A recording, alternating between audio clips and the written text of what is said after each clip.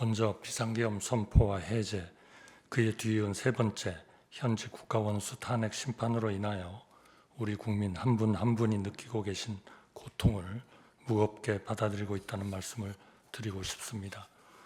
저는 여야의 극한 대립 속에 행정각부를 통할하며 대통령님을 잘 보조하여 어려운 대내외 상황을 극복해 나가고자 하였으나 대통령님이 다른 선택을 하시도록 설득하지 못했습니다.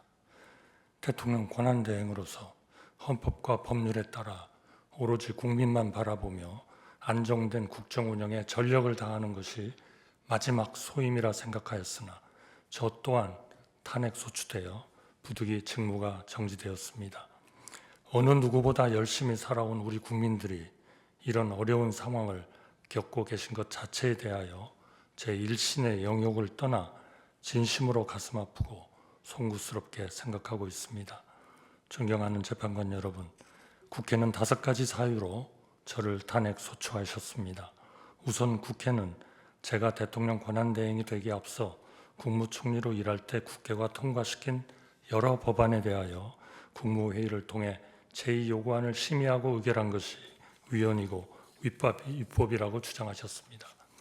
그러나 해당 법안들은 모두 위헌 소지가 있었기에 헌법과 법률을 지켜야 할 행정부가 이를 받아들이는 것은 우리 헌정 질서의 기본 정신에도 도저히 부합하지 않았습니다.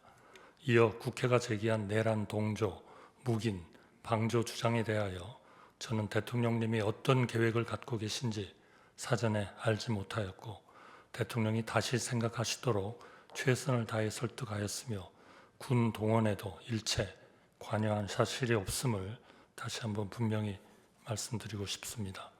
세 번째로 제가 여당 대표와 함께 담화문을 발표한 것은 이번 사태의 여파로 대외 신인도가 흔들리거나 경제가 위축되지 않도록 정부와 여야가 협력하여 안정된 국정 운영에 힘쓰겠다는 뜻을 밝힌 것일 뿐 국회가 주장하시는 것처럼 권력을 찬탈하기 위해서가 전혀 아니었습니다. 또한 국회는 제가 권한대행이 되자마자 상설특검 후보자 추천을 의뢰하지 않은 것이 잘못이라고 하셨습니다만 이는 국회의 요구에 즉시 따르는 쪽이 오히려 우리 헌정 질서를 어지럽히고 국론 분열을 심화시킬 우려가 컸습니다. 특정 성향 야당만으로 특검을 구성할 수 있도록 야당 단독으로 하위 법령을 고친 것을 두고 위헌 논란이 거셌기 때문입니다.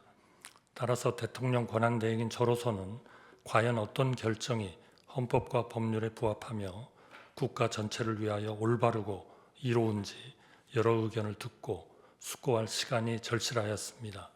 이미 공수처, 경찰, 검찰, 국방부 등 여러 국가기관이 대규모 계엄 관련 수사를 벌이고 있어 증거인멸이나 수사 지연 우려도 거의 없었습니다.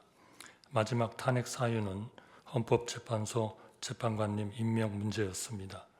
저는 대통령 권한대행은 대통령의 고유 권한 행사를 최대한 자제해야 한다는 점, 여야의 실질적 합의 없이 헌법재판관을 임명하는 것은 우리 헌정사에 전례가 없다는 점을 깊이 고민하였습니다. 나라가 어렵고 국론이 분분할수록 우리가 돌아봐야 할 것도 우리가 추구해야 할 것도 오직 원칙과 가치 그리고 국민의 합의라는 점도 마음에 새겼습니다. 그런 맥락에서 여야의 합의를 여러 번 간곡히 요청하였고 여야가 합의하면 즉각 임명하겠다고 약속드렸습니다만 국회는 탄핵 소추로 응답하셨습니다. 이는 제 일신의 영역을 떠나 우리 국민과 헌정 질서 전체를 위하여 가슴 아픈 일이라 생각합니다. 존경하는 재판관 여러분, 저는 대한민국 1인당 국민소득이 300달러가 채 안 되던 1970년 공직에 입문하였습니다. 미국, 일본, 독일처럼 우리보다 10배, 20배 잘 사는 나라를 까마득하게 바라보며 언젠가 우리 국민도 선진국 국민이 누리는 풍요와 안정을 누릴 수 있게 되기를 염원하였습니다. 50년 가까이 국정의 최일선에서 밤낮 없이 일하며 그 꿈이 이루어지는 과정을 지켜보고 기여한 것이 저의 기쁨이었습니다. 저에게 많은 기회를 주신 국민들께 마지막으로 봉사하고 싶어 두 번째 국무총리직을 받아들이고 혼신의 힘을 다해 뛰었습니다. 경제 기적과 문화 도약을 이룬 우리나라가 극단의 정치에 함몰되어 길지 않은 현대 민주주의 역사에서 벌써 세 번째 국가 원수 탄핵을 경험하고 있는 것을 무엇보다 가슴 아프게 생각합니다. 한평생 국민을 섬긴 사람으로서 제게 남은 꿈은 단 한 가지, 하루빨리 불합리한 혐의를 벗고 국민께 약속드린 마지막 소임을 다하는 것입니다. 우리 앞에는 이제껏 경험한 수많은 난관보다 한층 거센 폭풍이 기다리고 있습니다. 이를 극복하기 위해서는 무엇보다 정치와 정부가 지금까지와 크게 달라져야 합니다. 과거 우리 곁에는 언제나 진영의 유불리를 넘어 나라 전체를 볼 줄 아는 정치인, 정치로 풀 일을 정치로 풀어주시는 어른들이 계셨습니다. 지금 우리 국민들이 가장 간절히 기다리는 것도 바로 그런 큰 정치의 복원이라고 생각합니다.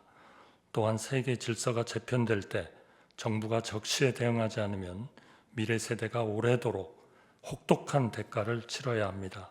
제가 저희 자리로 서둘러 돌아가야 하는 이유도 바로 거기에 있다고 생각합니다. 존경하는 재판관 여러분, 극단의 정치는 국민 모두에게 막대한 비용을 지울 뿐 그 어떤 해답도 주지 못한다는 사실을 우리 모두는 이번 일을 통하여 뼈아프게 배우고 있습니다. 법치와 합의, 자제와 성찰, 합리와 효율이 정치와 정부, 나아가 사회 전체를 움직이는 작동 원리가 될 때 대한민국은 비로소 좌나 우로 가는 대신 위로 갈 수가 있다고 믿습니다. 진영에 휘둘리지 않고 국민 한 분 한 분을 위하여 최선의 해답을 찾아낼 수 있습니다. 대한민국이 극단의 시대를 넘어 합리의 시대로 나아갈 수 있도록 헌재가 우리 사회의 마지막 보루로서 현명한 판단을 내려주시기를 간곡히 당부드립니다. 감사합니다. 장관님. 네.